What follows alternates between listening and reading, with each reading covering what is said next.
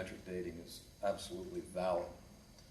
So they're in a corner scientifically. The scientists, I think, are beginning to realize that they're really in trouble. And they're beginning to come up with some really off-the-wall ways of trying to explain the change in decay constants. There's absolutely no physical evidence that the decay constants have changed or can change any more than just a few percent, and that's for radioactive isotopes that aren't really important when it comes to radiometric data.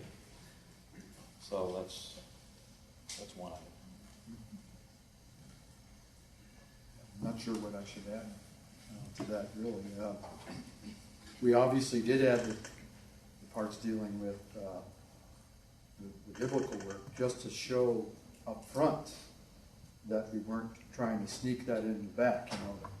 We weren't presenting a case solely based on the merits of scientific arguments, and then lo and behold, at the end, magically you turn the crank, and out at the end it pops out, well, now you're forced to take a look again at the Bible. We wanted to show that goes hand in glove. Your work, hard work, presumably, in doing biblical exegesis is a valid enterprise, just as looking at the scientific work is a valid enterprise. And hence the goofy title for today's presentation, is the Bible rocks in time like rock, paper, and scissors, a game where, sometimes you've got the Bible wins over the rock, and sometimes the rock wins over the Bible. It is not. That is not what it is like. It's not a game, for one, and it's not an enterprise in which one item trumps the other at odd times, but rather in which a solid biblical and hard work biblical exegesis goes along with honest attention to the details of nature. So it's a parallel emphasis, and for that reason we developed parallel strands for reasons, that we decided that up front we'd better deal with biblical evidence up front before we dealt with scientific evidence, so that people wouldn't jump to that conclusion. Let me say one more thing about the science. A lot of the book, a lot of scientific part of the book deals with sedimentary rocks, and that's where Ralph lent his expertise, and that's why the book is not only bigger but better, a lot better. But we introduced this time material on heat loss in igneous rocks, and I thought that was very important because scientific creationists basically act as if sedimentary rocks, limestone, sandstone, shale, and so forth, stuff you see in the Grand Canyon, as if those are the only kind of rocks that matter. And they hardly ever deal with igneous rocks, the kind that crystallize from magma, or with metamorphic rocks, rocks that crystallize underground in a solid state. And I thought this argument from heat loss is a very powerful one. It doesn't provide you with absolute dates, but you can still model the cooling of a huge igneous intrusion mathematically, and show, given the chemical composition and the dimensions of a particular rock, like the granites in the Sierra Nevada, you can show mathematically, just use computers, that it's going to take tens, hundreds of thousands of years to crystallize some of these things. That's just to crystallize. They start out at several hundreds of degrees Celsius, and they're still going to be that hot when they crystallize. But then you've got to cool them down to room temperature, because in the case of the Sierra Nevada, those rocks are at the surface right now. So you're talking very long spans of time in order to account for the cooling of these particular rocks. And I have not really seen a significant counter-argument to that. Well, there's one paper that I respond to. And that's what turkeys had to do with geology, That's right. Because chapter 11 is of time, temperature, and turkeys.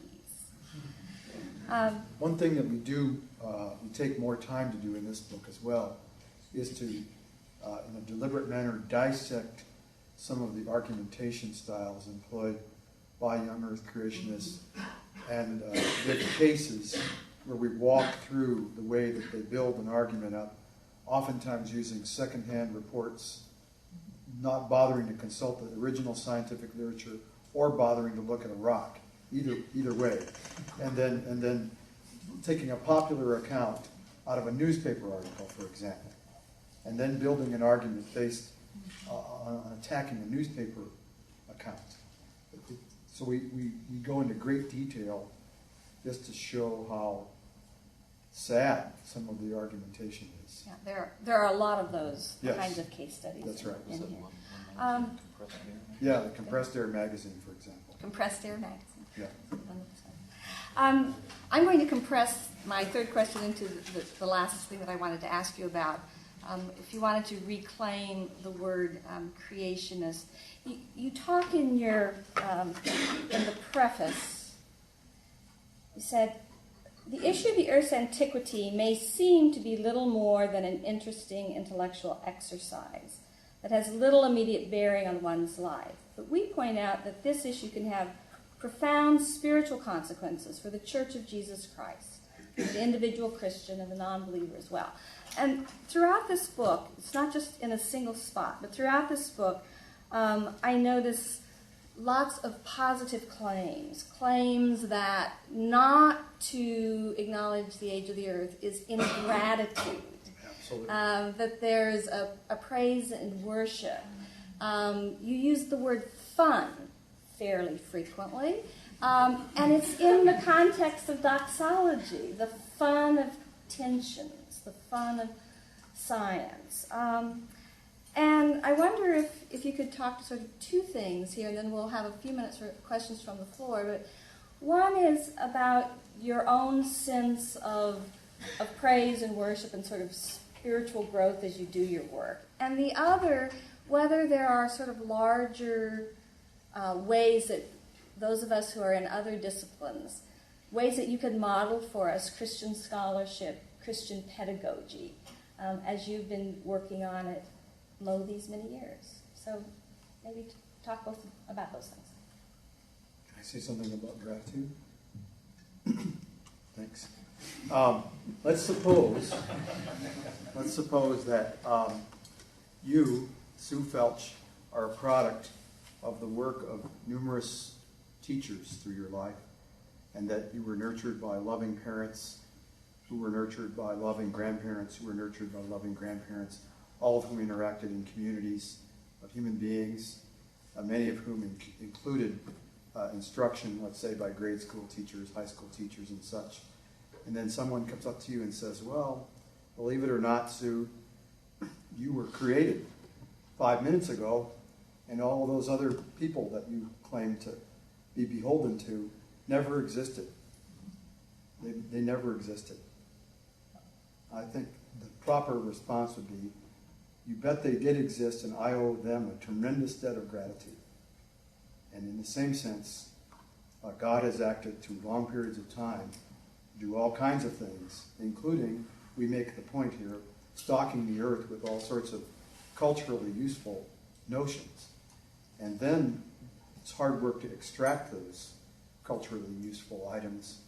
And so we owe a debt of gratitude to the people that actually invest their lives in doing that as well. So we have a twofold sense of gratitude here, neither of which is given much thought in the Young Earth movement. It's in that sense, if one grants that it's at least possible that God used long periods of time and used events to create the present day world, then it is indeed an exercise in ingratitude to relegate that whole history to the dustbin and say it never existed. I don't have to believe in that. Well, that's like writing off your own grandparents. And the same thing goes for the efforts of the actual laborers in the field who actually have to undergo serious training and invest long years of their life in extracting things like iron ore or coal or whatever it may be for our use.